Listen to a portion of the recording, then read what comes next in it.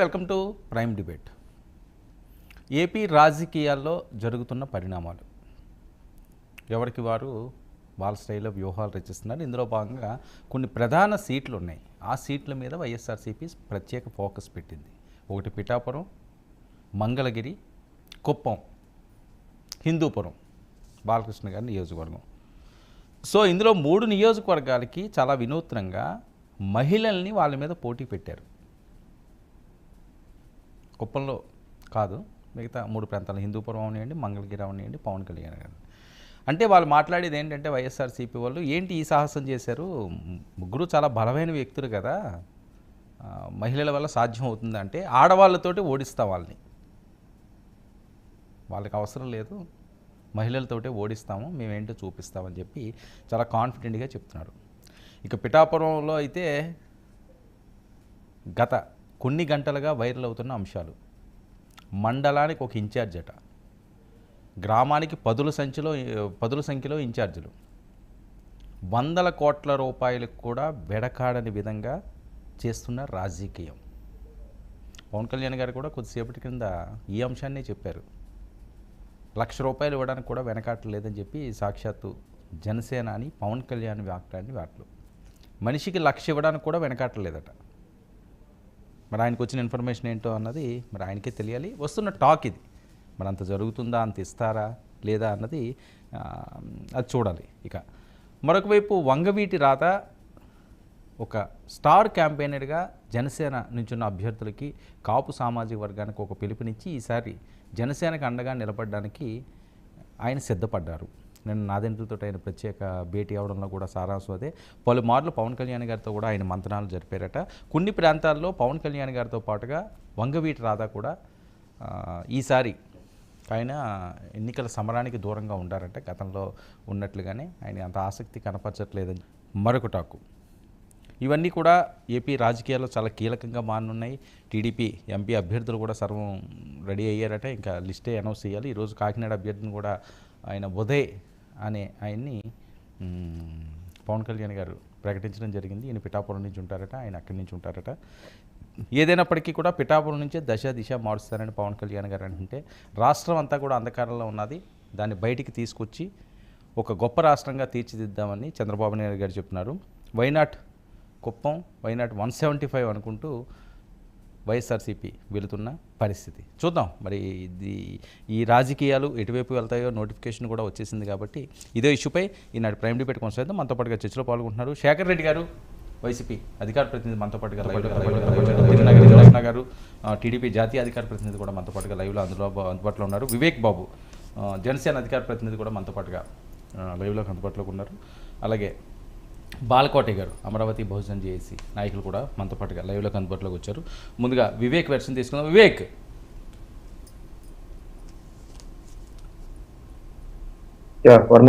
Okay, Pawan Kalyan గారు ఇప్పుడు మాట్లాడిన అంశం వినిపిస్తుందా? ఓకే, పవన్ కళ్యాణ్ గారు మాట్లాడిన అంశం చాలా కీలకమైన అంశాలను ఆయన ప్రస్తావించారు.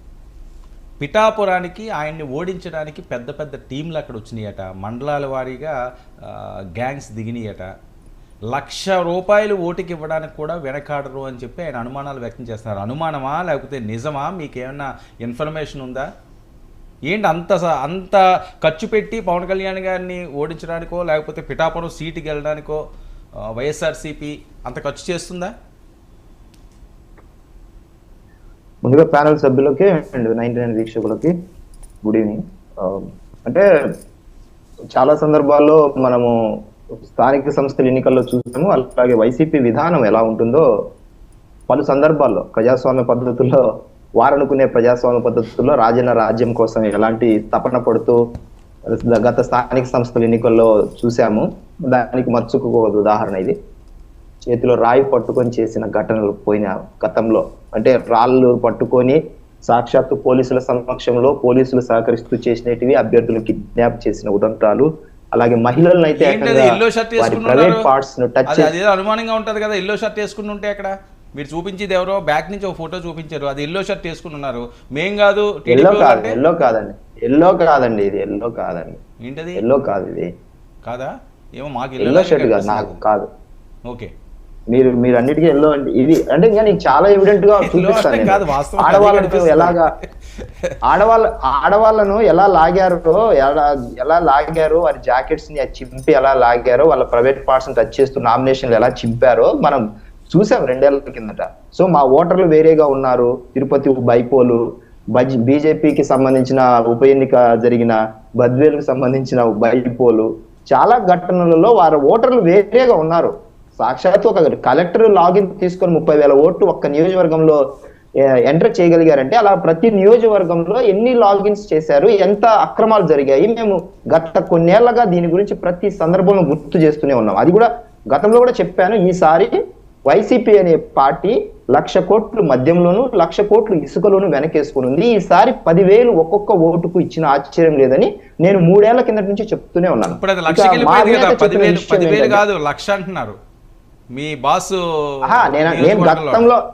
నేను గతంలో ఒక్కొక్క ఓటుకు రాష్ట్రంలో 10,000 పంచిన ఆశ్చర్యం లేదని అన్నాను. ఆయన పిఠాపురాన్ని ఉద్దేశించి 1,00,000 ఇచ్చినా తప్పు లేదని ఆయన అంటున్నారు. నిజమే ఉండొచ్చు, ఎందుకంటే నేను గాజువాకలో ఉన్నప్పుడు యాజ్ రిపోర్టర్ గా అక్కడ గతంలో చూసినప్పుడు స్వయంగా చూశాను. అక్కడ నేను రిపోర్టింగ్ చేసినప్పుడు ఒక 2 రోజుల్లో ఎలక్షన్ మొత్తాన్ని మార్చేసి వాళ్ళ చేతల్లోకి ఎలాగ డబ్బు సంచులు దిగాయి, ఆయన ఓడించడమే లక్ష్యంగా ఎలా చేశారనేది కూడా మనం దానికి తాలూకు ఆధారాలు కూడా ఉన్నాయి. అయితే మీరు ఇందాక ఓపెనింగ్ రిమార్క్స్ లో ఆడవాళ్లతోనే ఓడిస్తాము కాబట్టి మేము ఆడవాళ్ళని నిలబెట్టాము అంటే వైసీపీ వాళ్ళు ఒక అంటే మహిళలను ఎలాంటి చులకన భావంతో చూస్తున్నారు అనేది ఒకటి కోణం అర్థమవుతుంది. ఇక్కడ అభ్యర్థిని చూస్తాము, మహిళనా పురుషుడా అని చూడం. ఇక్కడ ఒక అభ్యర్థి పీపుల్ రిప్రజెంటేటివ్, ఒక ఎమ్మెల్యేగా చూస్తాం తప్ప వారిని ఒక లోకుగా చూడాలని మేము అనుకోవట్లేదు. మాకు అలాంటి ఉద్దేశం కూడా లేదు. ఎందుకంటే మేము మహిళలకు అత్యంత గౌరవం ఇచ్చే వ్యక్తులుగా మనం మాట్లాడుతాం కాబట్టి వాళ్ళలాగా కార్లతో పోల్చడం, ఆడవాళ్ళని అలాంటి పనులు చెయ్యం మేము. సో మేము మహిళలను ఆ పార్టీ ప్రత్యర్థి పార్టీ అయినా సరే వారిని గౌరవంగానే భావిస్తాము, వారిని మేము ప్రత్యర్థులుగానే భావిస్తాము. వాళ్ళు ఒక ప్రజా ప్రతినిధులుగా పోటీ చేస్తున్నారు, వాళ్ళ మీద మేము గెలుపొందాలనే చూస్తాము. అయితే పిఠాపురం అనేది అక్కడ మహిళలు నిల్చున్నారు కాబట్టి మేము మహిళలతో పోటీ పడాలని మీరు అన్నట్టు కాదు. మాకు పిఠాపురం అనేది గత ఎన్నికలు ముగిసిన వెంటనే మా అధినేత దగ్గరికి వచ్చి పిఠాపురాన్ని మీరు పోటీ చేయండి అని 4 years బ్యాక్ వచ్చిన రిక్వెస్ట్లు 2 years బ్యాక్ నుంచి దాని మీద కంటిన్యూగా ఆ కాన్స్టిట్యున్సీ మీద మా అధినేత తీసుకున్న సర్వేలు కావచ్చు, లేకపోతే అక్కడ పోటీ చేస్తే ఎలా ఉంటుంది, ఎందుకంటే ఎక్కువ వినతులు స్థానిక క్యాడరు నాయకత్వం బలంగా కోరుకుంటున్నారు. ఈవెన్ గాజువాక భీమవరం కూడా కోరుకుంటున్నారు. అయితే గోదావరి జిల్లా నుంచి ఒక అత్యంత ప్రాధాన్యత కలిగిన ప్రాంతంగా మేము గోదావరి జిల్లాను స్వీప్ చేయాలనే ఉద్దేశంతో అనుకుంటున్నాం కాబట్టి ఆ ప్రాంతాన్ని ఎంచుకోవడం జరిగింది. అది కూడా క్యాడర్ కోరుకోవడం వల్ల, నాయకత్వం కోరుకోవడం వల్ల. వంగా గీత గారు వైసీపీని వీడి జనసేనలోకి రావాలి అని చెప్పి పవన్ కళ్యాణ్ గారు పిలుపిచ్చారు. ఇదేమి వింత పిలుపు? ఆవిడ ఒక పక్క ఈయన మీద పోటీకి పిఠాపురంలో ఇప్పుడు ఉంటే వైసీపీని వీడి జనసేనలోకి రావాలని ఇప్పుడు పిలుపునివ్వడం